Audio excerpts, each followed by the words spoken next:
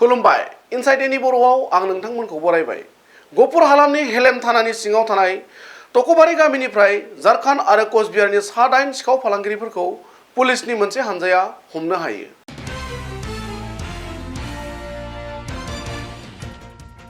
जाथायनि सायाव मिथिनानै मोननाय बादिब्ला सा-8 सिखाव फालांगिरिफोरा गहपुर हालामनि टकबारि गामिनि थागिबि धनन्जय सयकियानि नखराव 1.5 किल'ग्राम लिरथायनि गंसे नंखाय सनानि नावखौ 7 लाख रांनि बायनो फैदोंमोन। बे खोथाखौ मोनसे इसिङारि सुलुंनि बिथा खालामनानै हेलेम थानानि मोनसे पुलिस हानजाया सेबनानै सा-8 सिखाव फालांगिरिफोरखौ खानो हायो।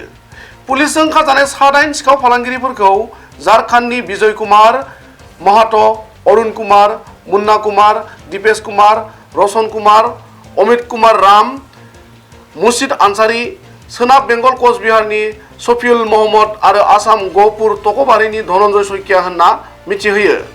लोगोसेनो बे समाव हमजानाय सिखाव फालांगिरिफोरनि सायाव सोंथि खालामबाय थानाय जादों होनना पुलिसा ओरैबायदि फोरमायो।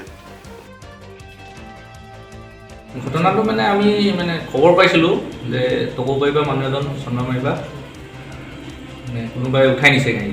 তাৰপিছত আমি খবৰ পালোঁ অলপ পিছতে এই কালনিবাৰী আউটপোষ্টৰ পৰা খবৰ আহিল যে এনেকৈ গাড়ীখনত এজন মানুহ 7জন মানুহে গাড়ীত উঠাই লৈ গৈছে। খবৰ ফলত আমি তেওঁলোকক উদ্ধাৰ কৰি আনিলোঁ কালি ৰাতি। আজি পুৱা পাইছোঁ আহি এতিয়া সোধ-পোছ কৰিলত তেওঁলোকৰ নকল সোণৰ লগত জড়িত বুলি গম পাইছোঁ ব্যৱসায়ীৰ লগত। আৰু তেওঁলোকৰ পৰা এটা সোণৰ নাও এখন ব্যৱহাৰ কৰা হৈছে। এটা ৱেইটটো কৰা হোৱা নাই, মোটামুটি 1.5 কেজিৰ ভিতৰত 1.5 কেজিৰ ভিতৰত হ'ব এইটো। কিন্তু এই টকবাৰীতে হৈছে, ইহঁতে প্ৰায় 7 লাখৰ ভিতৰত হৈছে বুলি কৈছে বস্তুটো।